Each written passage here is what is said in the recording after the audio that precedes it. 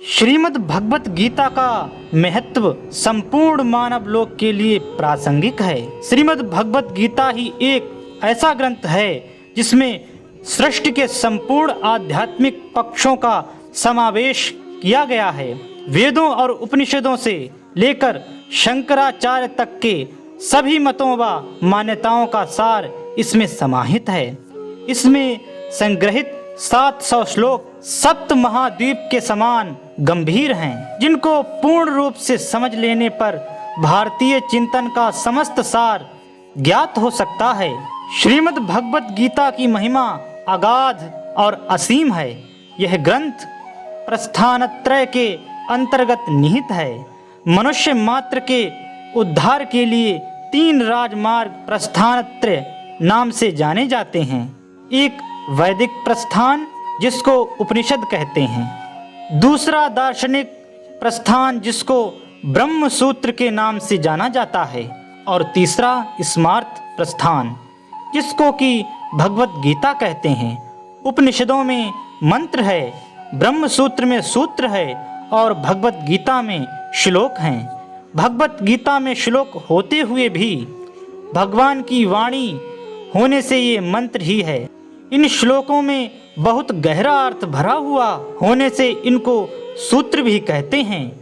उपनिषद अधिकारी मनुष्यों के काम की चीज हैं और ब्रह्म सूत्र विद्वानों के काम की, परंतु भगवत गीता सभी की काम की है।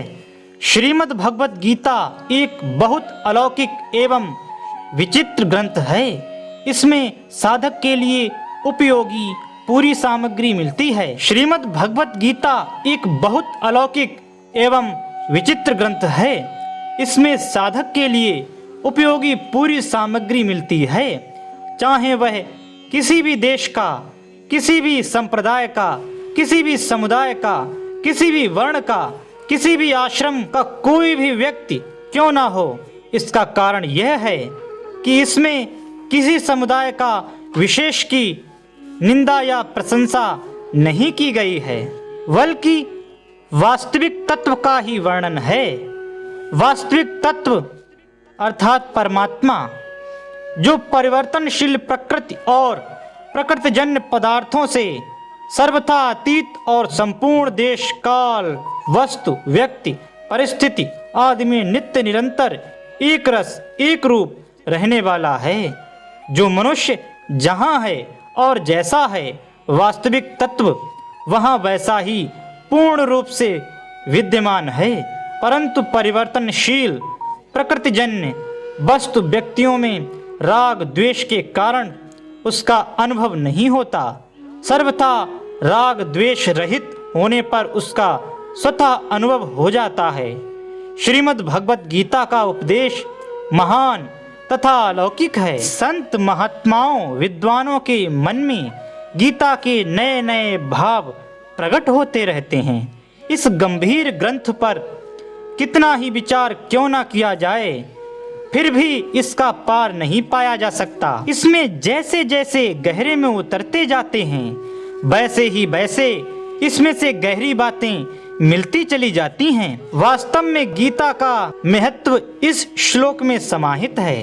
गीता सुगीता कर्तव्या कि मन्ये शास्त्र विस्तरः या स्वयं पद्मनाभस्य मुख पद्माद्विनि सुताः। अर्थात गीता सुगीता कहने योग्य है, अर्थात श्री गीता जी को भली प्रकार पढ़कर अर्थ और भाव सहित अंतःकरण में धारण कर लेना मुख्य कर्तव्य है, जो कि स्वयं पद्मनाभ भगवान श्री विष्णु के मुखार बिंदु से निकली है। फिर अन्य शास्त्रों के विस्तार से क्या प्रयोजन है। श्रीमद् भगवत गीता का आश्रय लेकर पाठ करने मात्र से बड़े विचित्र, अलौकिक और शांतिदायक भाव स्फुरित होते हैं। इसका मन लगाकर पाठ करने मात्र से बड़ी शांति मिलती है।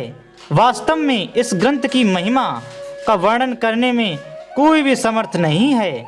अनंत महिमाशाली ग्रंथ की महिमा का वर्णन भला कर ही कौन सकता है।